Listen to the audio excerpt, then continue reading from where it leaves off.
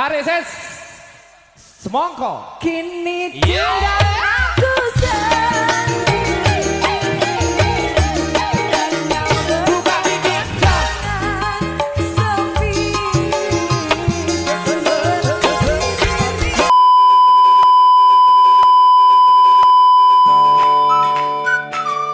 Halo teman-teman, gimana nih kabarnya? Pasti baik kan? Gak pada sakit kan karena ngerjain tugas sampai gak tidur. Yang penting jangan lupa makan sama jangan lupa ngabarin doi. Langsung aja ya, jangan lama-lama daripada ngantuk. Seperti yang matiin kamera pas di zoom, itu pasti lagi tidur. Oke, perkenalkan kami, siapa ya? Itu loh. Jadi kami akan membahas tentang zaman prasejarah prehistorik. Langsung saja.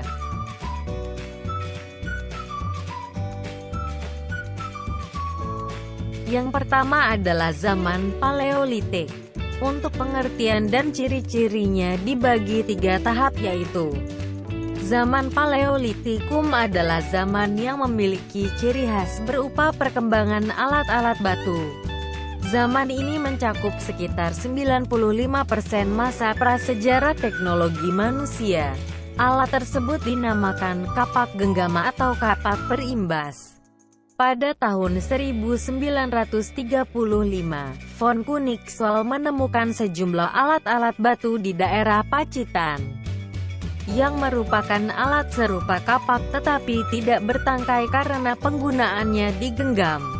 Alat ini memiliki ujung-ujung yang lebih halus. Benda yang digunakan untuk menguliti dan memotong hewan buruan ini terdapat dalam berbagai ukuran. Pada zaman Paleolitikum ini kita bisa temukan ukiran-ukiran tulang dan lukisan gua yang sangat indah. Ini menunjukkan bahwa cita rasa seni dan keindahan telah ada pada manusia di zaman akhir Pleistosen. Lukisan ini biasa ditemukan di dinding-dinding goa. Biasanya menceritakan tentang aktivitas yang mereka lakukan seperti berburu. Lukisan itu mereka buat dengan bahan dasar darah binatang.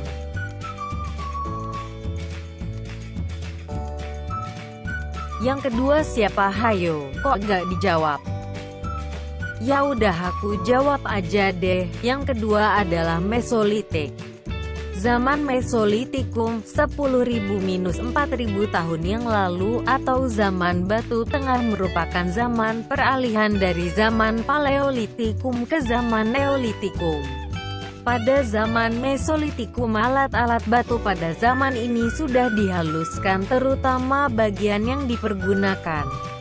Alat-alat dari tulang dan juga fleks atau batu berwarna yang dibuat sejak zaman Paleolitikum mengambil bagian penting dalam zaman Mesolitikum.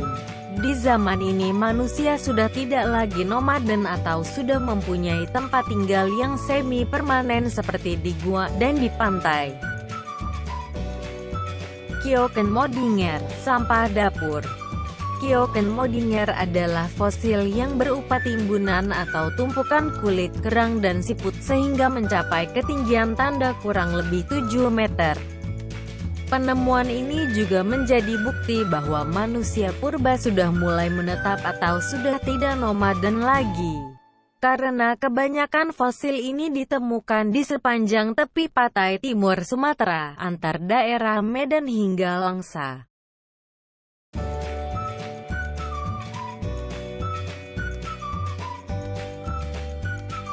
Masih pada ngantuk kan? Tolong kamera dinyalakan biar tidak ngantuk.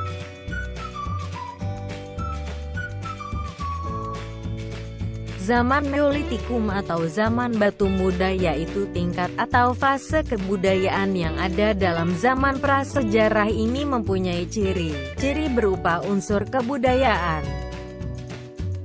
Di masa ini mereka mulai mengenal bercocok tanam dan beternak sebagai proses buat menghasilkan atau memproduksi bahan makanan. Langsung lanjut saja, kita bahas ciri-ciri karya seni dari masa ini. Yang pertama adalah lukisan gua 2 dimensi. Kedua adalah tema-tema yang dipilih kebanyakan menggambarkan hewan.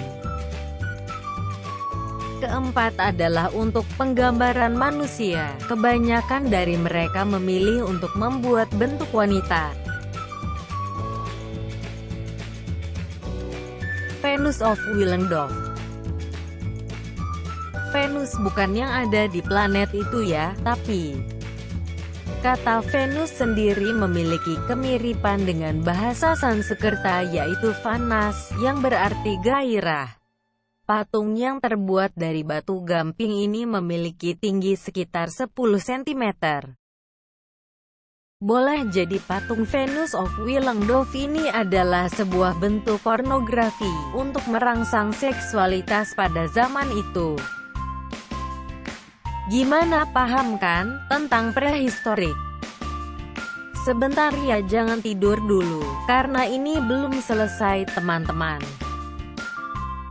Kali ini saya akan membahas tentang Ancient atau bisa disebut peradaban kuno. Peradaban kuno dibagi menjadi 3 yaitu: yang pertama adalah zaman batu 2.500.000 sebelum Masehi. Kedua zaman perunggu 3000 sampai 1200 sebelum Masehi. Dan yang terakhir adalah zaman besi. Kali ini kami akan membahas zaman batu, di mana zaman ketika manusia membuat alat kebudayaan dari batu di samping kayu dan tulang. Peninggalan yang diketahui pada zaman ini hanyalah perkakas seperti kapak dari batu, karena tradisi manusia pada era ini adalah nomaden yang berpindah-pindah. Zaman ini terjadi sebelum manusia mengenal logam. Jangan kemana-mana ya, karena ini belum selesai. Kita lanjut ya, kali ini kami akan membahas tentang zaman perunggu. Zaman perunggu dimulai sekitar 8.000 tahun yang lalu, ketika manusia purba mulai menyadari nilai dari biji logam. Diperkirakan bahwa mereka menemukannya secara tidak sengaja ketika mencampurkan timah dan tembaga, dan menarik kesimpulan bahwa perunggu lebih keras, tahan lama, dan mudah dibentuk. Berikut wilayah yang disinyalir memiliki peninggalan yang cukup penting dari zaman perunggu.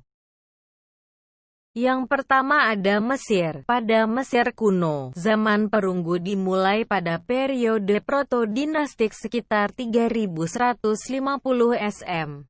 Karya seni, arsitektur, simbolisme, serta hieroglif mulai beralih menggunakan bahan perunggu, setelah sebelumnya menggunakan bahan dasar bebatuan. Dan yang kedua ada Minoan. Pengaruh Minoa di zaman perunggu dapat ditelusuri melalui arkeologi. Di Pulau Melos terdapat sisa-sisa arsitektur, serta lukisan dinding bergaya Kreta, sebuah pulau di Yunani, karena kedekatannya dengan sumber logam. Kali ini kami lanjut ke pembahasan yang kedua, yaitu zaman besi.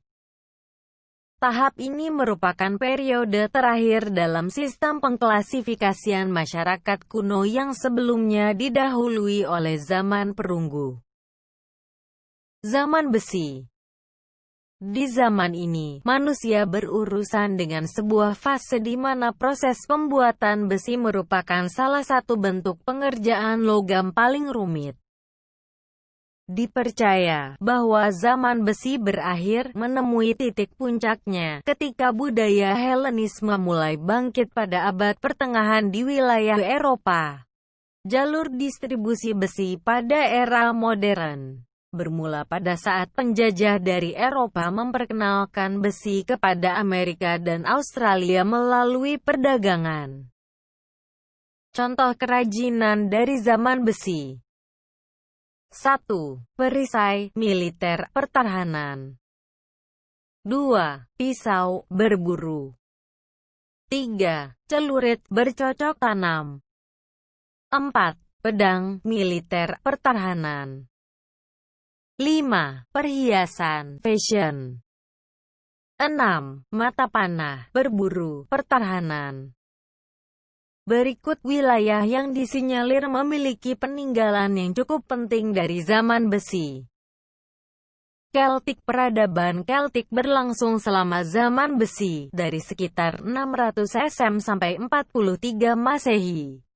Bangsa Keltik, terutama para petinggi, menggunakan perhiasan dari perunggu, emas, serta besi yang digunakan oleh kepala suku untuk menunjukkan status sosialnya. Zaman besi berakhir ketika Roma menginvasi Inggris dan mendirikan peradaban mereka di sana.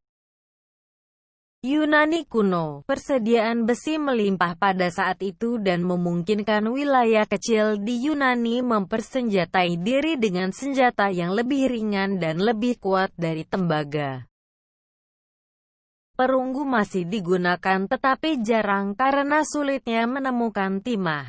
Jadi senjata Yunani kuno terbuat dari besi dan tembaga. Juga, para petani menggunakan pembajak dari besi untuk membajak ladang mereka. Hal tersebut dinilai jauh lebih efisien daripada alat bajak di era sebelumnya. Romawi kuno. Pada wilayah Eropa, zaman besi ditandai dengan elaborasi dari desain persenjataan. Bingung kan? Apa aja sih yang terjadi di tahun tersebut? Nah, kali ini saya akan membahas apa yang terjadi di tahun tersebut. Dan ini adalah contoh karya seninya. Kebanyakan peninggalan dari zaman peradaban kuno berupa karya pahat dan juga ukiran. Contoh, patung, kuil, bangunan, topeng. Kayaknya ada yang kurang nih, tapi apa ya? Apa ya? Oh iya, tokoh yang berpengaruh di zaman tersebut. Langsung aja masuk ke pembahasan, siapa aja sih tokoh yang berpengaruh di zaman tersebut? Yang pertama ada Pablo Picasso.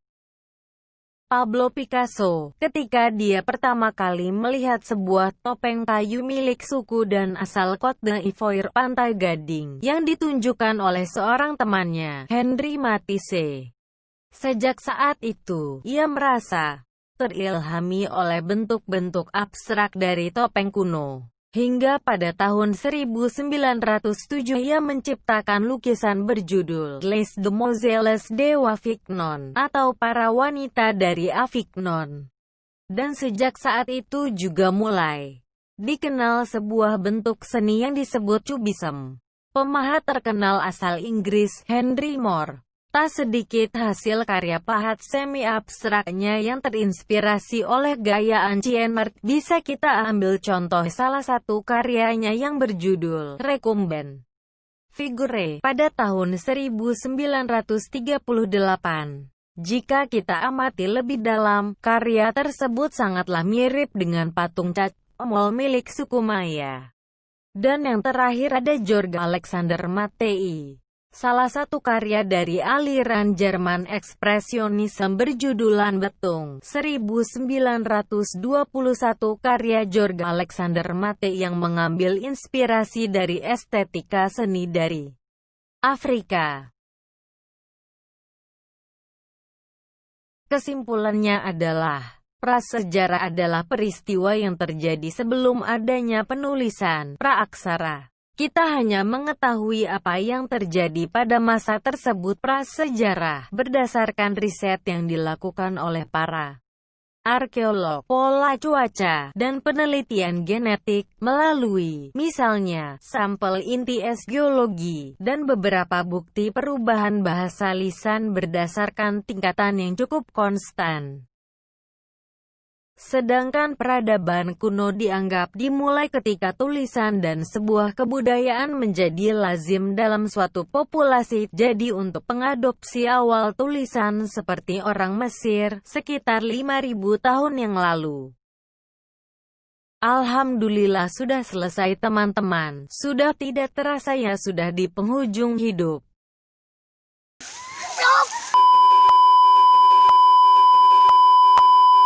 Maksudnya di penghujung acara. Hehehe. Mudah-mudahan kita bisa bertemu lagi di lain video ya teman-teman. Terima kasih. Tetap dijaga kesehatannya ya, apalagi doinya. Sampai jumpa.